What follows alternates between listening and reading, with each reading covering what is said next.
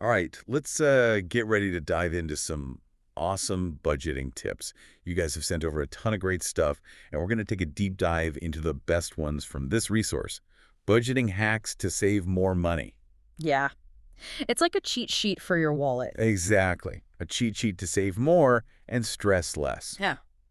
So the source is set up as a Q&A, addressing common budgeting questions, Yeah. which I think makes it really easy to digest, even if you're just starting out. Yeah. Even if you think you're pretty good with money, I bet you there's going to be something new in here for you. Right. It's always good to have a refresher. Yeah. Like a buffet of money-saving wisdom. I like that, a budgeting buffet. Okay, so let's dig in. One of the first things that caught my eye was the 50-30-20 rule. Now, I know this is kind of budgeting 101, but sometimes the simplest methods are the best, right? I think it's funny because people overcomplicate budgeting a lot of the time. And you know what? It doesn't have to be that hard. The 50-30-20 is great because it's all about balance. It's not about deprivation. It's 50% of your income goes to needs, 30% to wants, and 20% to savings and debt repayment. I like how it gives you permission to enjoy your money while still being responsible. Right. It takes away that kind of all or nothing feeling Yes. that can make budgeting so intimidating. Exactly. But let's say you have that framework. How do you actually track everything? I noticed the source talks about high-tech and low-tech options. Yeah. So there's something for everybody. Right. There's something for everyone. If you're tech savvy, there are apps like Mint, YNA. Right. You need a budget and every dollar. Oh, yeah. Those can be super helpful. They kind of automate everything for you. Some of them even use a zero-based system where you give every dollar a job. Right. So you're really accounting for every single penny. I've dabbled in those apps, and I think they're great, if you want to see everything in one place. But for people who are more, I guess, hands-on, there's always the good old-fashioned cash envelope system. Oh, yeah. The OG. The classic envelope system. It stood the test of time for a reason. It's physically dividing your cash into different categories. And it's almost like a game, right? Once the money in that envelope is gone, that's it for the month.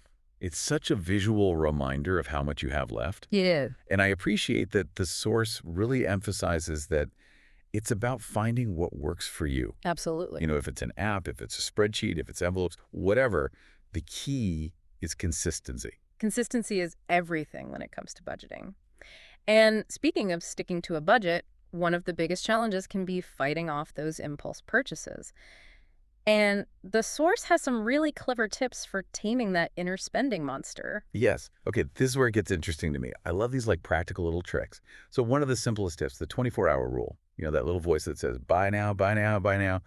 This rule says, hold up, let's think about it for a day before buying anything non-essential. And most of the time, that pause is enough to break the impulse. Right. You realize you don't actually need it. Right. Maybe you find a better deal. Yeah. Maybe the urge just disappears completely. It's like giving your rational brain a chance to catch up. Exactly. Another tip I love is unsubscribing from tempting emails and notifications. Oh, yeah. Out of sight, out of mind, right? It's crazy how much I think those digital nudges influence our spending. Yeah. Minimizing those triggers is huge.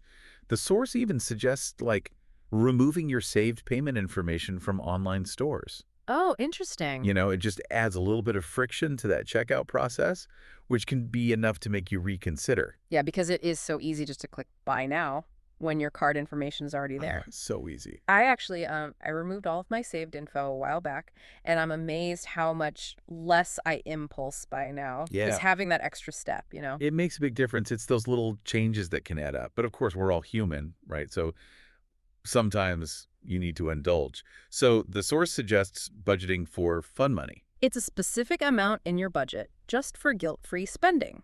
Wait, so you're saying I can have a little treat yourself fund built into my budget? Exactly. So I don't feel guilty. You don't feel guilty, and it can help you avoid overspending in other areas. I like that. It's all about balance. Okay, so we've covered the basics of budgeting and kind of dealing with those pesky impulse buys. But now let's get into where you can actually cut costs. And for a lot of people, one of the biggest expenses is groceries. Oh, yeah. The dreaded grocery bill. Yeah. But don't worry, the source has some great tips for shopping smarter. One that stood out to me was meal planning. Yes. It sounds so simple, but it's incredible how much money you can save by planning meals for the week and only buying what you need. Especially if you're prone to, impulse purchases at the grocery store, Yes. having that list and sticking to it can really help you prevent those like, ooh, that looks good, purchases that often end up going to waste. Oh, totally. Yeah. Speaking of lists, The Source is a big fan of grocery apps. It Hmm. mentions Ibotta and Fetch Rewards specifically, Oh, yeah. which give you cash back for groceries. It's like getting paid to shop. Yeah, I love those cashback apps. So easy to use. So easy to use. And those little savings, they add up over time. It also mentions, the power of bulk buying, especially for non-perishable items. Right. So like warehouse clubs, Costco, Costco. Sam's Club. But you have to be strategic with that. Absolutely. Like, only buy in bulk if you're going to actually use it all before it expires. Exact. Don't be tempted by those giant tubs of, I don't know, mayonnaise if it's just going to sit in your fridge. It's going to go bad. And while we're on the topic of grocery shopping, we can't forget about store brands. Oh, yeah. Store brands are often just as good as name brands, but so much cheaper. So much cheaper. And I found some really amazing store brand products. Oh, for sure. And my wallet thanks me. Okay, so moving on from groceries, The Source encourages us to tackle another big expense, our bills, our monthly bills. Or monthly bills. This is where it gets a little bold. This is where we have to channel our inner negotiator and contact our service providers, Yes. internet, cable, phone, Yeah. and ask for discounts or even threaten to switch. Yeah. Threaten to switch. I know. It can be intimidating, Yeah. but the potential savings can be huge. The worst they can say is no. Right? Exactly.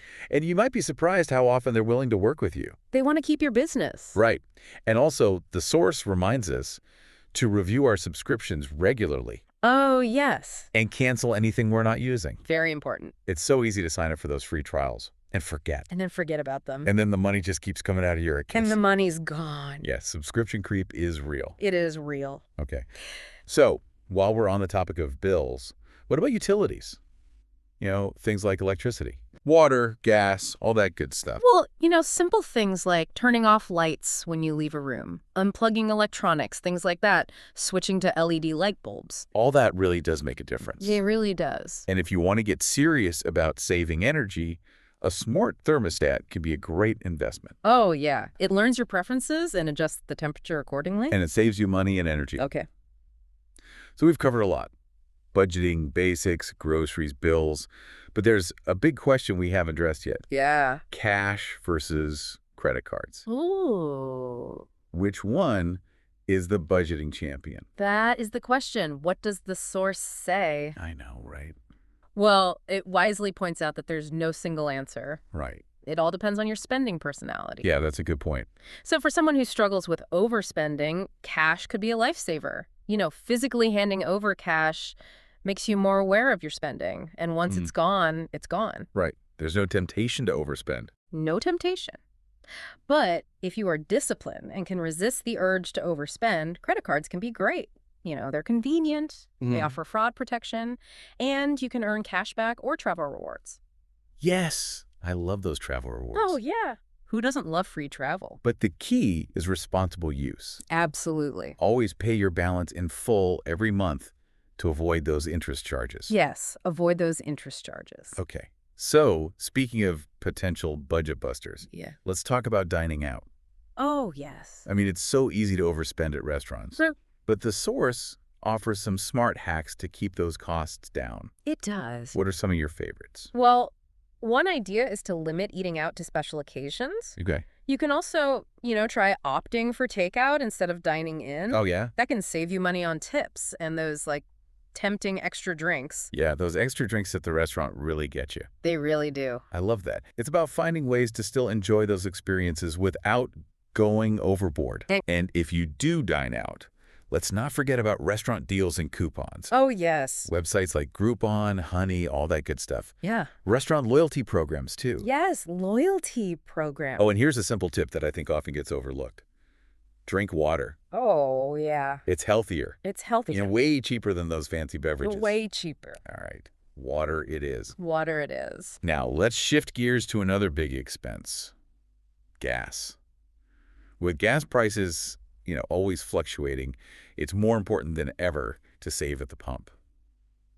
The source recommends apps like Gas Buddy and Waze to find the cheapest gas in your area. Yeah, those are great resources. And beyond finding the best prices, efficient driving habits can help too. Right. Like avoiding aggressive acceleration and braking, keeping your tires properly inflated, that can improve your gas mileage Yeah. significantly. It's amazing how much those little things can add up. It really is. Okay, and lastly, one more scenario I wanted to touch on before we wrap up this part of our deep dive is budgeting with an irregular income. Yeah. So this is especially important for freelancers, gig workers, anyone whose income varies from month to month. Yeah. What does our source recommend in that situation? Well, the source suggests basing your budget on your lowest expected monthly income. Okay. So, that way you're prepared for those leaner months. That makes a lot of sense. So you're basically creating a buffer Right. for those income fluctuations. Practically. All right, so that covers a lot of those essential budgeting strategies. But there are tons of other creative ways to kind of boost your savings, and we'll get into those in part 2. We will. But for now, we'll take a little break. Welcome back to our budgeting deep dive. As we were going through all this stuff, I was thinking about how much of budgeting is psychology and not just numbers. Totally. It's like understanding your spending habits Yeah, and like finding those ways to kind of make your behavior match your money goals. exactly. And that's why this next tip is so powerful. Automating your savings. It's like putting your finances on autopilot. Ooh, I like that analogy. Yeah. You set up automatic transfers from your checking to your savings each month. And before you know it, your savings are growing without you even having to think about it. It's like tricking yourself into saving. I like it. What other kind of psychological tricks does this source have? Well, it also talks about setting small, achievable goals. Okay. Instead of trying to save like a huge amount all at once, break it down into smaller, more manageable chunks. Yeah, it's less overwhelming that way. Yeah. Less overwhelming. And, those little wins along the way can help keep you motivated. Yeah, I remember when I first started budgeting, I tried to cut back on everything at once, Right. and it was just not sustainable. Yeah, it's like going on a crash diet. You might see results at first, but it's not a long-term solution. Right. And it's the same with budgeting. It's about making those gradual changes that you can actually stick with. So true. Speaking of sticking with it, I feel like we've thrown out a lot of tips here. Yeah, we have. And you might be listening thinking, where do I even begin? Right. But I think that's the beauty of it. There's no like one-size-fits-all approach to budgeting. Absolutely. It's about finding what works for you, your lifestyle, your financial goals. Yeah. It's a journey. It's not a destination. That's a good point. You'll kind of adjust and refine as you go. Yeah. Don't be afraid to experiment. Yeah. Try different methods, see what clicks. Exactly. Okay. One topic that I always see come up when we talk about saving money is meal prepping. And the source seems to be a big advocate for this. Oh, meal prepping is a lifesaver. It saves you time, money, it reduces food waste. By cooking in bulk, you can, really take advantage of sales and you can avoid those last-minute takeout temptations. Yeah, huge meal prep fan over here. Just eliminates that what's for dinner stress, Right. especially during those busy weeks. Yeah. And, you're more likely to eat healthier, too, when you have prepped meals ready to go. That's a good point. It's a win-win for your wallet and your health. Yeah. Okay, so while we're on the topic of being prepared, I want to circle back to the idea of an emergency fund. The source really emphasizes how important this is. An emergency fund is like a financial safety net. Yeah. It's there to protect you from those unexpected events that life throws your way, like, job loss or the medical bill, Oh, yeah. without having to rely on credit cards or loans. Right. It's peace of mind, knowing that you can handle those unexpected costs. Yeah. The source recommends aiming for 3 to 6 months of living expenses. Wow, that's a lot. Okay. It is. But, building up that much in savings might seem daunting, but you don't have to do it all at once. Start small. Gradually increase your contributions over time. Okay. So what if something comes up before you've reached, like, that emergency fund goal? Well, the source recommends kind of prioritizing your essential expenses and looking for temporary cost-cutting measures. Maybe you cut back on some non-essentials for a while until you can kind of get back on track. Right. It's about being resourceful and adaptable. Yeah. When those bumps in the road come. As we're talking about all these like kind of practical tips, I'm also realizing how much budgeting is about mindset too. Oh, totally. It's about shifting your perspective from like scarcity to abundance, from restriction to empowerment. I like that. It's about taking control of your finances so you can live the life you truly desire. Yeah. It's about making choices that align with your values and goals. Exactly. So how do we cultivate that kind of empowered money mindset? Well, one way is to find ways to make saving fun and rewarding. The source suggests challenges like the 52-week savings challenge. Ooh, I've heard about this. Okay, break this down for me. So basically, you save a small amount of money each week, and you increase the amount you save by $1 every week. Okay. So, you might start by saving $1 the first week, $2 the second week, $3 the third week, and so on. By the end of the year, you saved over $1,300. Wow. So you're telling me I can save over $1,000 in a year just by slowly increasing how much I save. hmm That's amazing. It's a fun and easy way to gamify your savings Yeah. and see real progress. Yeah. And speaking of gamifying, there are tons of apps out there that can help you track your progress, set goals, even earn rewards for saving. Yeah.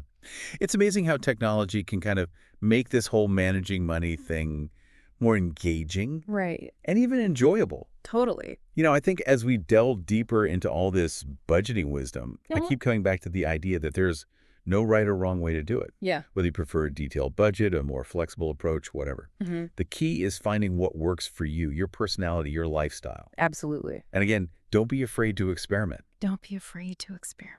Before we wrap up this part, I wanted to talk about mindful spending. Oh, It's yes. something that I think we've kind of touched on before, Yeah.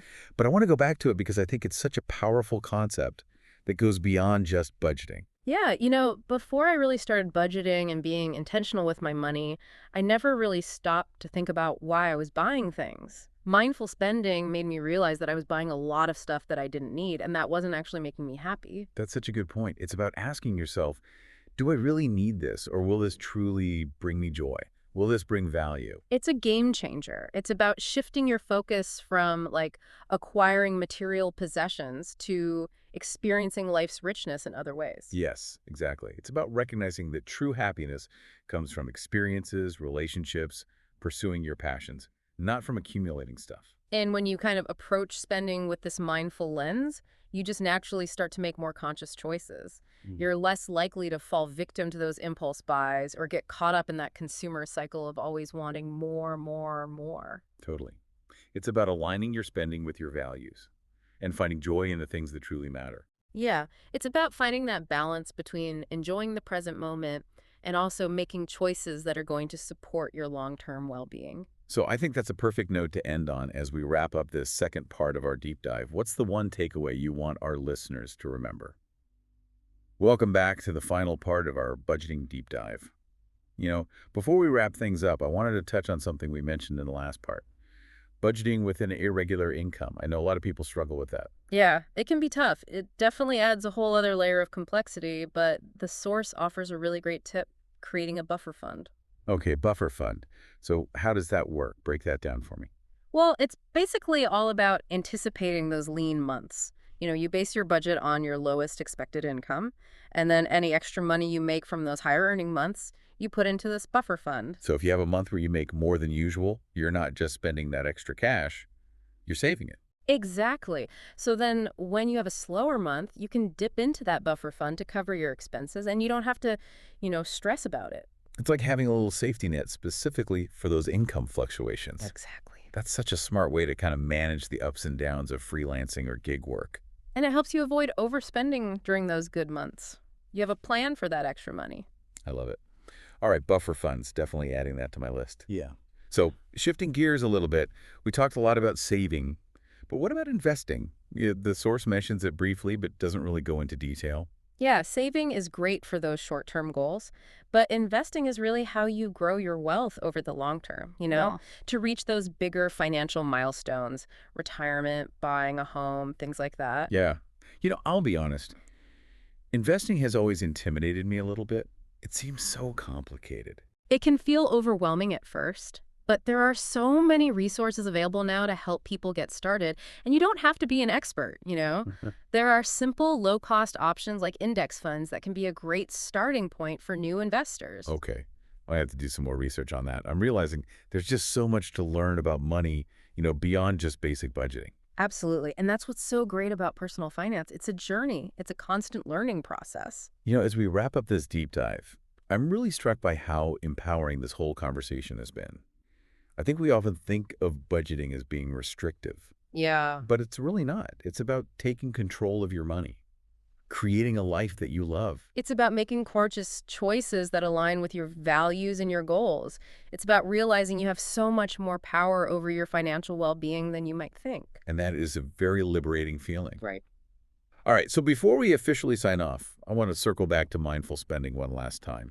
I think it's such an important concept. Oh, it is. It's about really shifting your focus away from those material possessions and more towards experiences, relationships, pursuing your passions. Asking yourself, does this purchase align with my values? Will this truly bring me happiness? Such important questions to ask. Yeah. All right, so as we come to the end of our budgeting deep dive, what is the one piece of advice that you would give to our listeners who are on their own budgeting journeys? You know, if I had to boil it down to one thing, it would be this. Be kind to yourself. Budgeting is a process, and there will be times when you mess up. Oh, yeah. There will be times when you slip up, you overspend, you forget to track something, whatever it is. But don't beat yourself up about it. Just pick yourself back up, learn from it, and keep going. It's about progress, not perfection. I love that. It's about progress, not perfection. Exactly. Celebrate those wins, learn from those mistakes, and remember, it's all about finding what works for you. And on that note, I think that's a perfect place to end our budgeting deep dive. Hopefully you guys found this exploration as informative and inspiring as we did. Yeah, take what you've learned, put it into action, and start creating that financial future that you want. Remember, even those small changes can make a huge difference over time. And if you guys have any budgeting wins or, insights that you want to share, we'd love to hear from you. All right. Until next time. Happy budgeting.